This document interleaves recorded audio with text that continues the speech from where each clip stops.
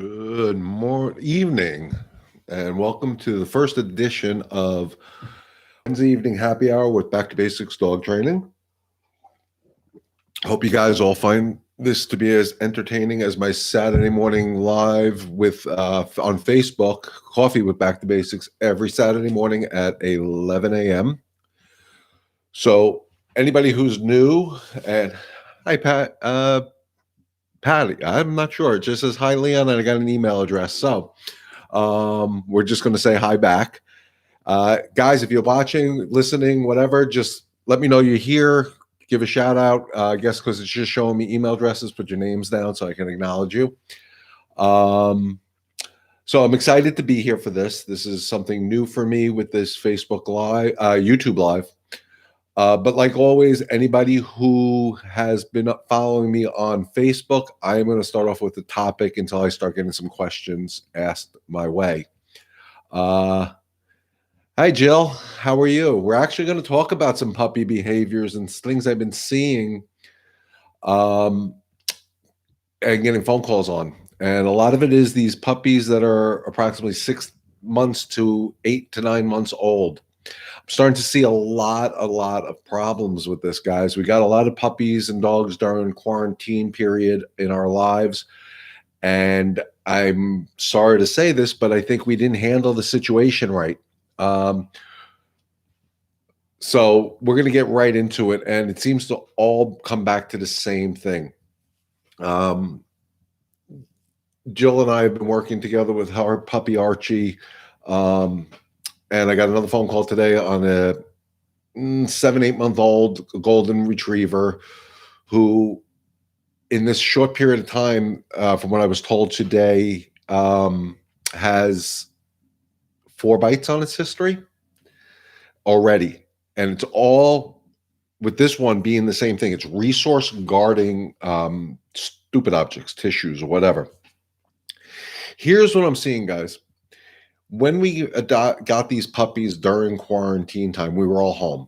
We overstimulated our dogs. We did not let them get a proper amount of rest. So we're going to talk a little bit about how to properly introduce dogs to the home. Guys, remember, if you're here, smash the like button. Put your comments down. Let me know you're here watching. Get this out there. Let me know any of your questions, of course. But, the more interactive we are, the better this goes. So what I'm saying is, when we get a new dog, a new puppy into our homes, we got to set some strict policies and ways of doing things, guys. What I've noticed is, when we didn't crate the dogs properly as puppies, we didn't set clear rules for puppies or dogs in general. And it's real important for their well-being and for our sanity to create rules from day one with the dogs. I've talked about this before. I've talked to all my customers about this. We have a huge disconnect between what we want to do for the human and what's right for the dog. And really, when we bring a dog into our homes, we should be doing what's right for them and not what we think is good for them, hugging and kissing and smothering them with love and affection. That's, for us, makes us feel real good. That's why we got a dog, but we first got to teach them specific rules. And so the first thing I usually ask people when I work with them is, how much time did the dog spend in the crate when you first got him? If we're using a crate. How much freedom did we give them? Did we allow them all over our house? Did we give them access to the furniture, to everything, and not make them earn anything? Guys, it's real important. They got to earn things. They have to earn things in the wild. They have to earn things in our lives too. So again, it's about setting clear rules. My opinion on what has been going on in the last few months, from what I've been seeing, is that we're bringing these dogs into our homes. We're not setting clear rules. These dogs are taking control, and it's frustrating to the human. And then, because we get so frustrated, we get angry with them. We start yelling at them, screaming at them, and all this nonsense that we tend to do as humans to control other humans. Well, it doesn't work in the animal world. It's that simple. It just will not work. You can try to control things, guys, with testosterone. Hello, Michelle and Athena. Michelle, let me know how it's been going. I know we had a Zoom session on Sunday, I believe it was, uh, for Athena. Let me know let me give me an idea how things are going. Um, so again, by not setting those clear boundaries and rules for the dogs, these dogs are taking control. I know with Jill, Archie is just an overly excited dog, and when dogs get overly excited, guys, they're gonna play with their mouths. It's gonna hurt us because as hard as they bite each other, you and I are bloody messes. And again, why? Because we don't know how to handle it. Remember, I always talk about rewarding the state of mind you want. Reward the calm. Same with the gentleman I spoke to earlier today with his 7 or 8 month old Golden. They're not rewarding a calm. They're rewarding the excitement, be it him, his kids, or whatever. They're rewarding the excitement, and the dog's going to take advantage of it. As much as we don't want them to get away with things, we let them get away with it because it's cute. They're excited. They're happy to see us. Guys, we got to stop this. Um, the more you reward an unwanted state of mind, the more problems you're going to have. And like I said earlier, guys, as men, we're going to try to control things. Oh, I'm man. You do what I say. Women are going to be like, why are you biting mommy? Well, you're biting mommy. I feed you. I love you. Blah, blah, blah, blah. And none of that language the dog understands. What does the dog understand? Calm energy. Guys, you want to stop it? I mean, Jill, you've worked with me, and you keep saying you can't believe how well Archie behaves for me when I'm there. Yeah, he gave me a run for my money 2 weeks ago, but that's okay. Because he was used to getting away with it. And what is the difference between me and you with your own dog? Is they understand my energy. I am calm. I am very assertive in what I do. I don't need to necessarily discipline your dog to get the dog to do what I want it to do because they understand the energy. It's that no anger, no frustration, no nonsense approach I talk about, I preach every single day. If you're going to try to control an animal with anger, with frustration, they are not going to respond in the way you want. They may respond temporarily, but not in a long-term fix. It's not a long-term fix. I always say it's like putting Band-Aids on, open heart surgery. It's just not going to work. So how do you fix it? That no nonsense approach. No means no. Why? Because I said so. And you don't need to explain to Archie or to Athena why they shouldn't be doing what they're doing. You don't need to. Athena, it's not good to jump on me and use your mouth on me. It hurts me. But Athena's not going to understand us. So you got to say no and mean it. Same way, if you think about it, when we say no to one of our kids or one of our spouses or one of our friends, you mean it. You are not allowed to do that. You are not allowed to go out of this house, young man. It means you're not allowed out of the house. I don't need to explain to my kids why. So I sure the hell ain't going to explain it to the dog.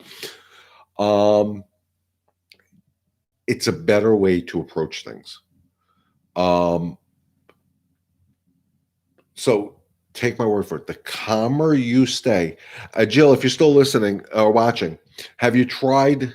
I know you're really seriously giving me 100% effort on trying to stay calm no matter what Archie's doing. Let me know how it's working. Athena is responding well with the e-collar when under threshold. When she's excited already, she doesn't feel it. Yeah. And guys, everybody knows me. I'm not shy about using the tools. I've getting blasted on different social media formats because I do believe in using tools properly, because I do believe in tools being used properly will never hurt the dog. The human behind the tool will hurt the dog. So let's talk about the e-collar use with Athena. We had an incident the other night when we were talking on Zoom. I think we were on Zoom. And Athena was being Athena. She's a very bossy, demanding girl. Give me attention now. And she's gotten away with it because, remember, like we say about kids, negative attention, still attention. She got attention. Doesn't matter. She got it. So we're trying to take away some of that power from her. So we started introducing the e-collar, and on a very, very low setting, I believe her low-level setting, where she just feels it, is 8 out of 100, if I'm not mistaken. early. She became a bit enraged early when I used it, and she bit me. Only did it twice. Rob has more success. Um, w- what was going on that she bit you? And how? First of all, how hard of a bite was it? What was your energy when you did it? I've never had a dog do that when I've used it. You got to check your timing on it, guys. Timing is crucial. Um, but Athena was barking at them while we were on Zoom, and I'm like, "Well, this has got to stop. We can't hold a conversation." And I worked with Rob, and Rob hit the button with his no at the same time, but his no was very assertive, but yet very calm.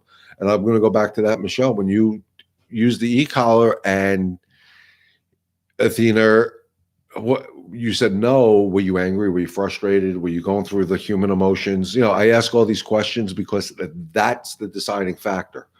What I noticed when Rob did it, he was very boom, no. No means no. Why? Because I said so. He wasn't angry. He wasn't frustrated. It was that no nonsense approach, but he was very calm, but he was very assertive with it. And he let the tool do the yelling for him.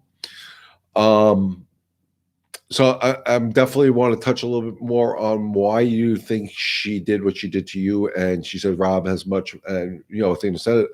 Michelle said, Rob has much more success, much more successful.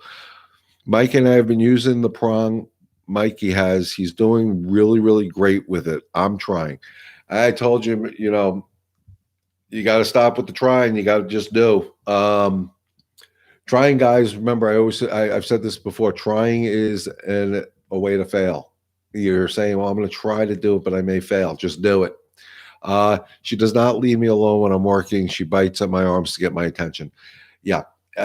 I mean, that's one of the reasons why I said, I need to get over there. I got to show you how to control this, and we got to set that up sooner than later. You need to stay consistent. Not only when you're working, because that's frustration. I'm trying to get work done, and my dog is being annoying. You're frustrated. And I understand it, guys. I'm human. Face reality. As much as I don't want to admit it, I am human. But I understand what's happening to us. You're getting frustrated because this is months in the making. This isn't just happening today. This is months in the making, and I'm trying to get on the phone. I'm trying to get my work done. Blah blah blah. And the dog is freaking annoying me. Blah blah. And I know it. So you're using the tool, but you're not using the main tool, which is your energy. That's why, again, I'm going to refer back to Jill on this one. Jill, Archie responds to me with the prong, without the prong. It doesn't make a difference. Now, in Jill's case, we're using a prong collar. We're going to most likely, starting, I think, Monday, start introducing e-collar conditioning for the dog. And it's exactly that. It's e-collar conditioning. We're going to condition this dog to understand this low level. Yes, he does. He's amazing with you. Right. But, but what is the difference between me and Jill? It's not that I'm a 6'5" guy. Has nothing to do with it. Of course, Mikey has control over Archie. Mikey's not 6'5". It's the energy. Mikey's a calm person. He's got a really good energy. As a matter of fact, I told him when he gets old enough, he can come and work for me. And I mean that sincerely. If he stays the way he's going now, I could definitely see this happening. It's the energy. That's the difference between me and Jill.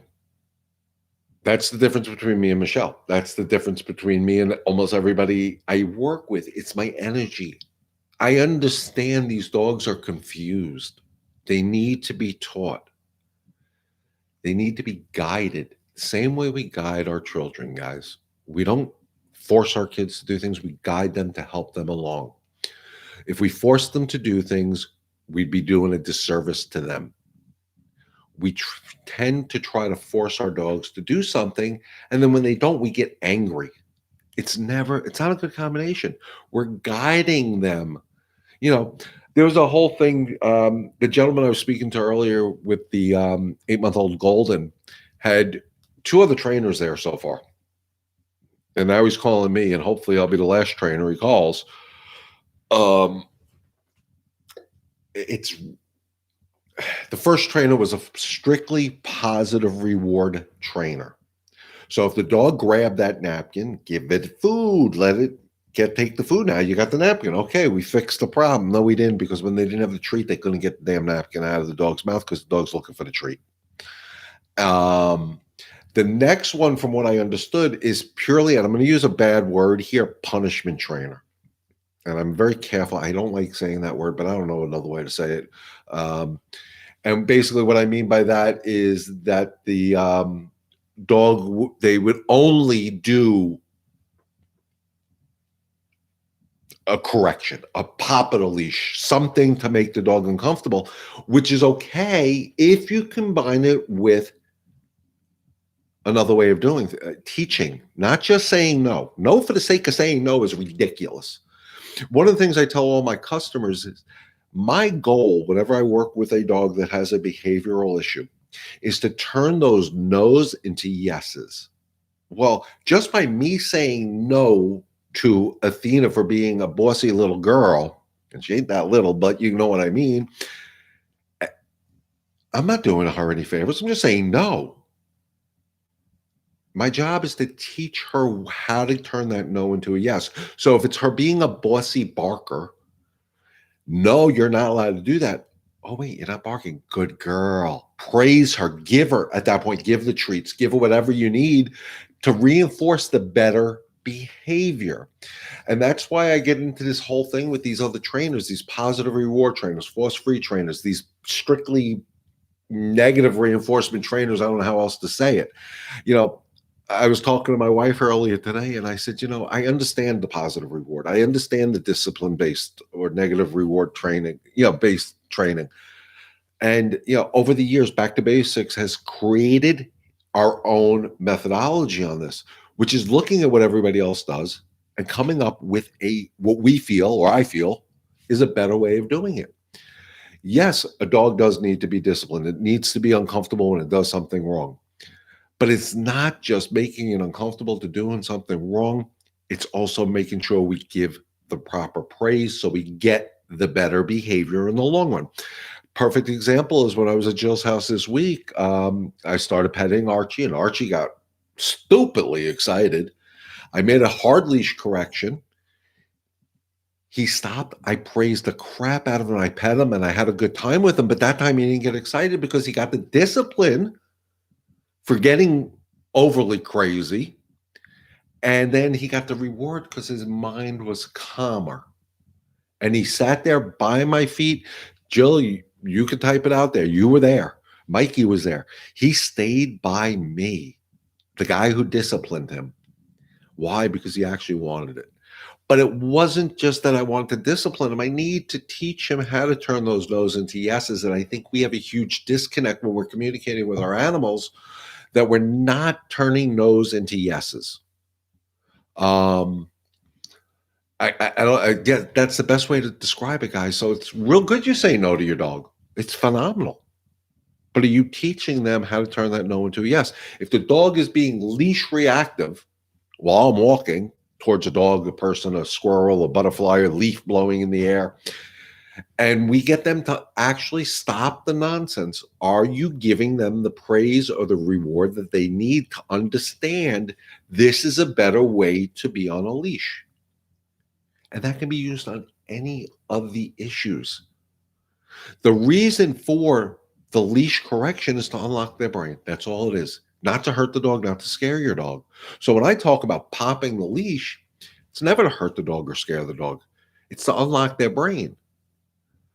I always make the joke when I'm working with people. As much as our wives don't think us husbands can multitask, dogs truly can. So if they're fixated on something, on a freaking paper towel, that's all they see. That's all they care about. There are some dogs that get so fixated on things. You can wave a raw steak under their face, and they're not going to care. Why? Because their mind is here. I gotta do this. Leash reactivity is the best example. I gotta get that dog. I gotta get that dog. Well, the pop of the leash is to unlock the brain, so they look at you and say, "Hey, what do you want? You're annoying me now." Okay, I want you to sit. I need you to calm down without the conversation. and then praise the living crap out of them and give them the affection or the treats or whatever you want to do to show them this is a better way to do things. So the no or the nope is really, really important, but it's more and more important to get and give them the praise when they do good. Does that make sense, guys? Let me know. Smash the like button. Let me know how you guys are feeling about this. Put your comments in there. I think it's much better behave when the leash is on. We leave it on in the house as much as possible. Absolutely. The leash, guys, I talk about this all the time. The leash is a great, great training tool that we happen to use for a walk. It's not a walking tool, it's a training tool. And it's a very good connection from you to your dog. If you, as the human, is in the right state of mind with the right energy, you communicate back and forth to the dog. I mean, I always say the leash to me is like the cable going to my TV. It's sending a signal in back and forth, back and forth, back and forth. I don't need to look at the dog to know what the dog is doing if I have them on the leash, because I'm going to hold the leash properly and I can feel a lot.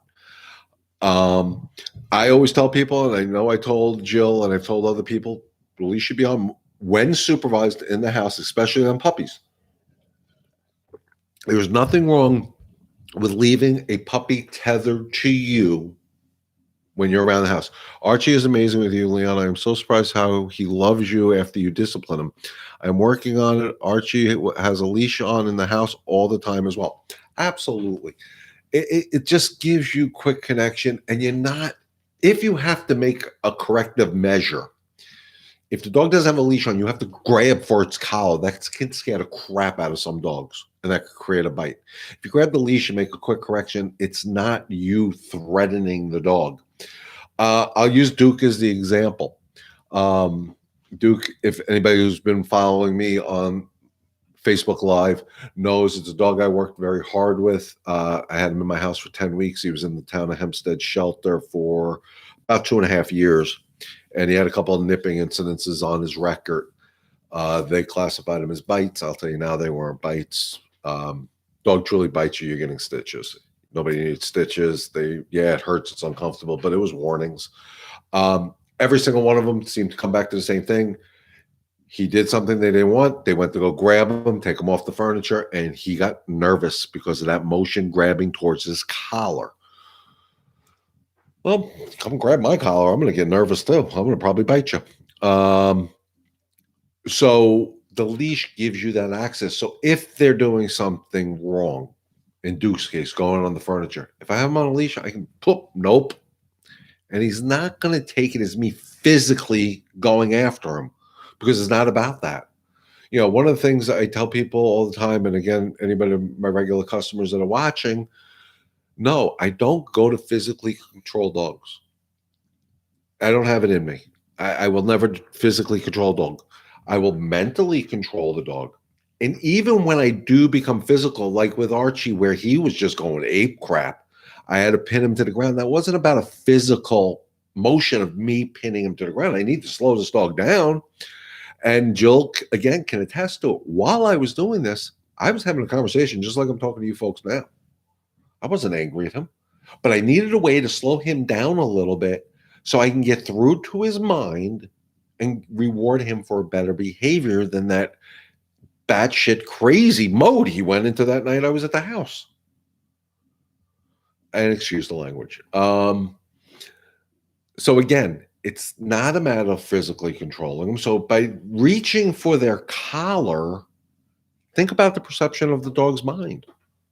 That's what the leash is for. Utilize the leash. Pick it up. Do what you need to do. It works, guys. It works time and time out again. But you have to do all your corrections with the correct energy. And that's that calm, assertive energy I talk about day in and day out. Calm assertion fixes bad behaviors. I know there's other rules of thumb on it.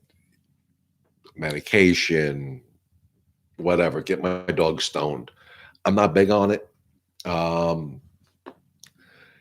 We can do a lot more. There's certain rescue groups that I've worked with, one in particular that knows me very well. I can't tell you how many of her dogs I've saved. based on what some vets told them on certain dogs I've worked with. Other trainers have told them, put the dog down, do this, do that, get the dog drugged, doggy down as Prozac, whatever. That's not my first go-to on anything. As far as the drugs concerned, I have a personal hard time working with dogs that are on medication. I don't like doing it. I try not to do it. I try to get people to wean the dogs off before I come there because I want to see what this dog truly is. 99% of the times, in my opinion, the aggression or the issues are just outcome of problems that just were never addressed properly from the beginning. Period. Not many dogs have neurological disorders where they need medication, or God forbid, the worst case scenario, put them down. It works, guys. It's all about the energy. I can't stress it enough to you. Michelle, Jill, I know you guys, Michelle, I haven't been there yet, but you'll see it in action. Jill, I know you've seen it. Why does Archie respond to me? It's nothing magic, guys. I always joke, there's nothing up my sleeves. That's why I would leave my sleeves rolled up most of the time. It's the energy I use. There's no tricks behind this. And the quicker people understand that, the quicker they'll see responses in their own dogs. Mikey gets a good response from Archie because Mikey has that calmer energy, where Jill, you're a little bit more high strung. And we know this, we've talked about it. I hope I'm not saying anything that you're going to get mad at me for on this thing. But you know what? I deal with this a lot, guys, every day. Jill, it doesn't surprise me. I've seen people like you. I tell you, our dogs become our mirrors. The more high strung we are, the more high strung our dogs are. The more neurotic we are, the more neurotic our dogs are. The calmer we are, the calmer our dogs are. That's just the way they work. They understand it. They understand that. My dog Zoe is a very calm dog. Why? Because I'm calm. If I wasn't calm, she wouldn't be calm. When Duke was in my house, he was calm for the most part once we started going through the training. Here's the good news is, looks like Duke's got his permanent home. The people that were doing foster to adopt, I just got text messages right before I started this saying that it looks like they want to just go ahead and do it. They love him. They fell in love with him. How do we use the e-collar when she's above threshold and seems to incite her more? You got to be careful. Again, you got to be willing to do it, but you got to stay calm. You have to crank it up. And if she comes at you, go up higher until she understands that every time she does this, but it's the follow through that's going to stop it. Again, when they get enticed, it's no different than doing a leash correction on a dog that's very, very high. You got to pop them. You have to pop them higher because they're at a high level. They could redirect on you. I'll tell you now, Michelle, unfortunately, I would say out of all the dogs I've e-collar conditioned, I've never seen that happen because the timing has to be right. Usually, if they redirect, your timing's off. It's after something that should have happened or even before it happened. I've seen it both ways. I'd have to see it. I'd have to see the timing. I'd have to hear the energy behind the no. A lot goes into that.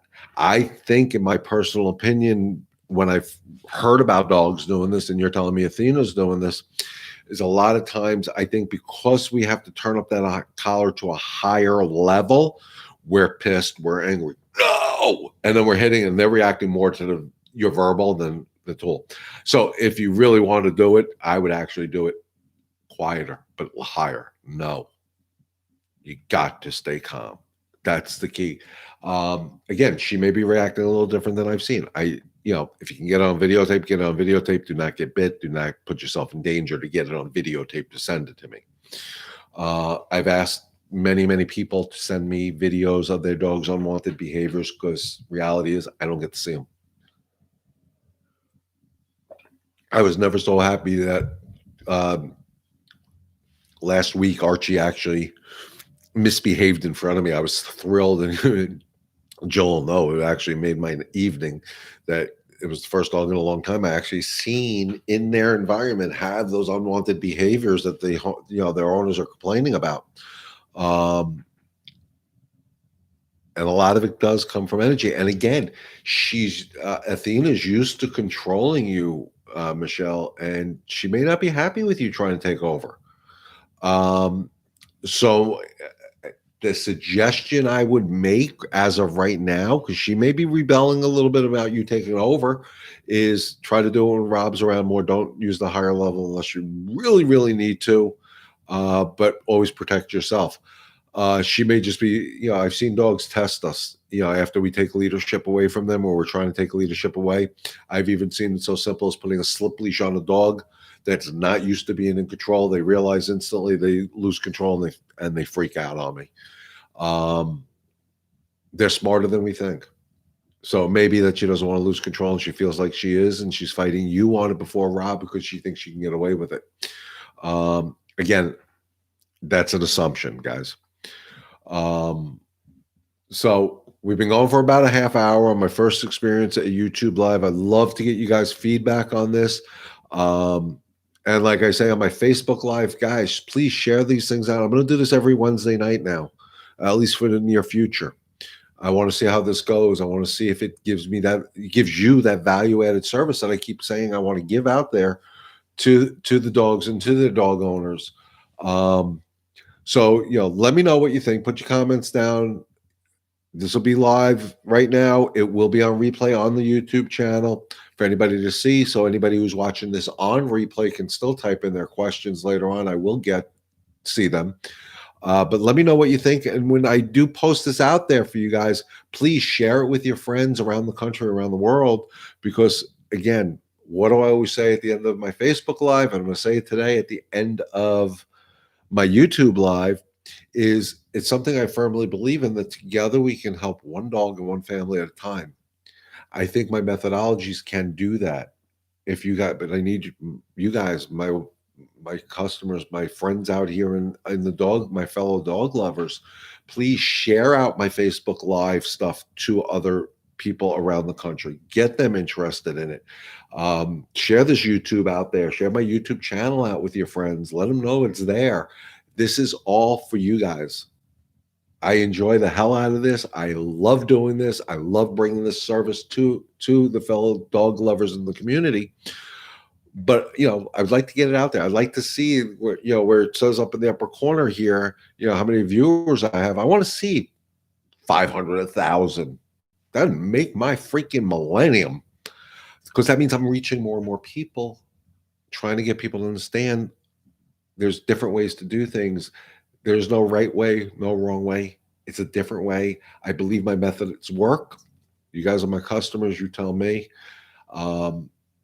If people just learn, Michelle, Jill, you're really, really trying hard, and I appreciate it. I can see the effort. And every time I've gone back to your house, I see a change in Archie. So you're doing something really, really right here. Mikey, you're doing phenomenal. I don't know if you're out there watching with Mom right now.